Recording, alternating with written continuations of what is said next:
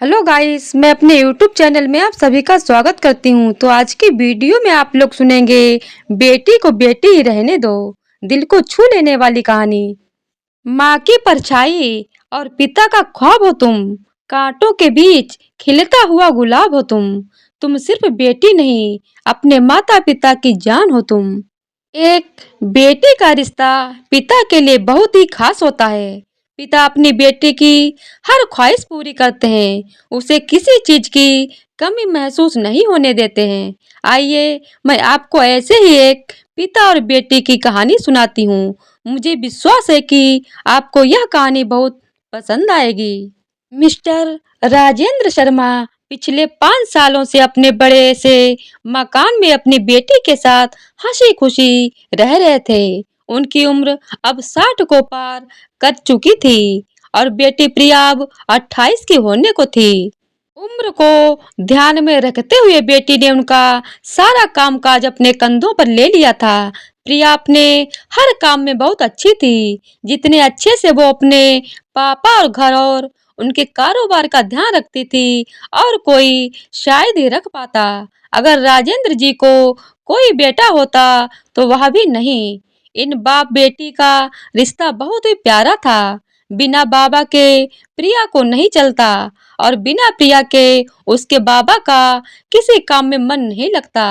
कभी कभी ऐसा लगता जैसे राजेंद्र जी प्रिया के बाप नहीं उनके बेटे हैं। प्रिया की हरकतें ही कुछ ऐसी थी।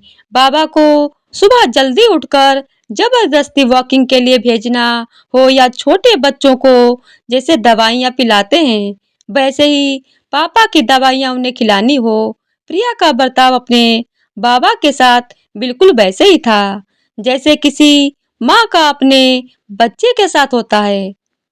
प्रिया के बाबा भी कुछ कम नहीं थे। जब जब प्रिया उन्हें दवाइयाँ खिलाने के लिए देती तो आधी दवाई खाते और आधी छुपा लेते, लेकिन प्रिया के नजरों से बच नहीं पाते। फिर वह उनके सामने खड़ी होकर सारी दवाइयाँ उन्हें जबरदस्ती खिलाती। रात को प्रिया के सोने के बाद चुपके से किचन में जाकर फ्रिज से मिठाई चुरा कर खाना, बाबा की ऐसी शरारतें भी प्रिया पकड़ लेती थी। पकड़े जाने पर बाबा पानी पीने का बहाना करते, लेकिन प्रिया उनको समझाती कि मिठाई आपके लिए हानिकारक है। बाबा को याद दिलाती कि पिछली बार उनका शुगर लेवल कितना बढ़ गया था। अपने ही घर में अब मैं मिठाई भी नहीं खा सकता। बड़बड़ाते हुए नाराज होने की एक्टिंग करते हुए बाबा किचन से चले जाते।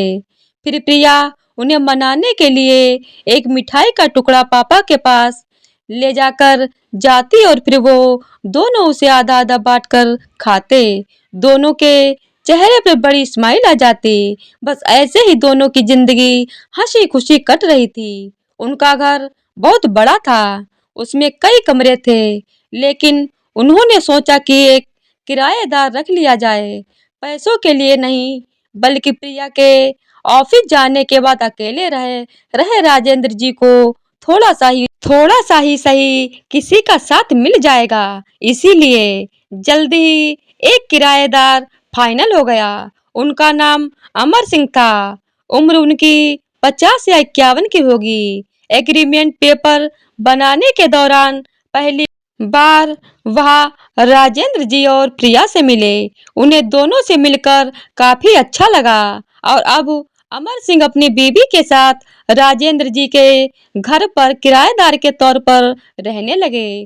थोड़े दिन बीते थे, लेकिन अमर सिंह राजेंद्र जी से अच्छी तरह घुल मिल गए थे। वह दोनों सुबह सुबह अब साथ में ही वॉकिंग के लिए जाया करते थे। कभी वह अमर सिंह के साथ तो कभी अमर सिंह और उनकी बीवी प्रिया और राजेंद्र जी के साथ डिनर किया करते थे।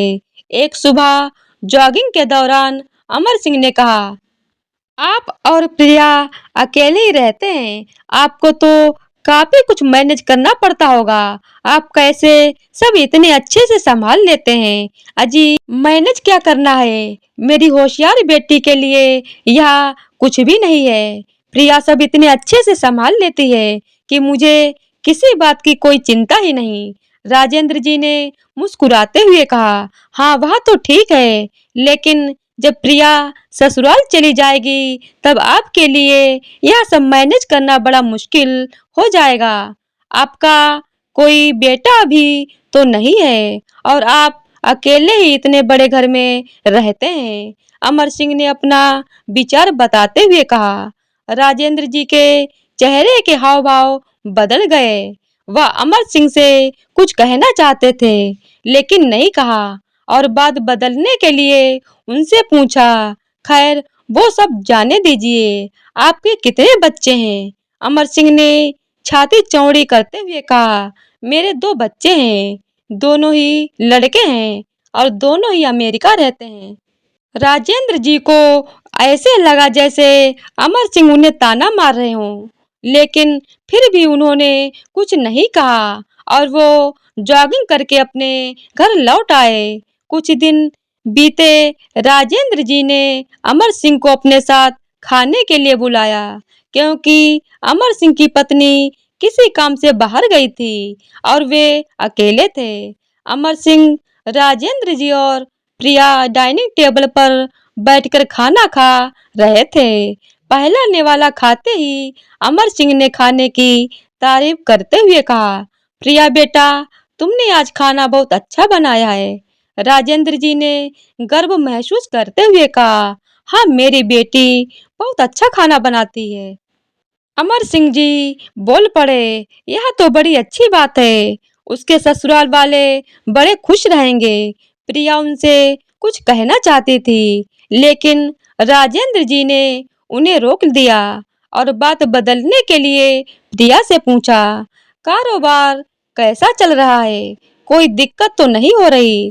प्रिया ने कारोबार की सारी जानकारी और स्थिति अपने पापा को बताई जिसे अमर सिंह ने भी सुन रहे थे और वह प्रभावित होकर बोले, वाह प्रिया बेटा, मानना पड़ेगा, जिस तरह से तुम सारा कारोबार संभाल रही हो, तुम राजेंद्र जी की बेटी नहीं बेटा हो। बेटा, अब राजेंद्र जी से ना रहा गया। उन्होंने कहा, पता नहीं क्यों आप सभी लोग बेटी को बेटे के साथ कंपेयर करते हो। ऐसा एक भी काम या एक भी फील्ड बताएं जिसमें बेटियों ने अपना नाम न बनाया हो। अरे आसमान में प्लेन उड़ाने से लेकर देश के सर्वोच्च पद पर बैठकर देश चलाने तक बेटियों ने हमेशा अपने आप को साबित किया है।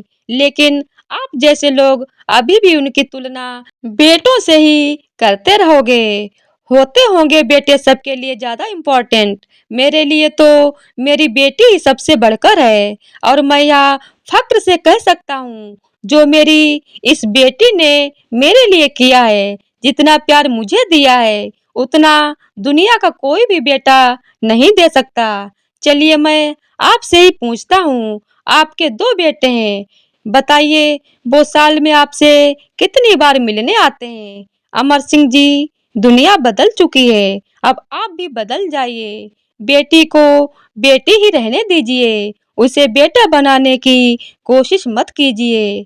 आप जब भी किसी बेटी का सम्मान करेंगे तो एक बेटी की तरह ही करना।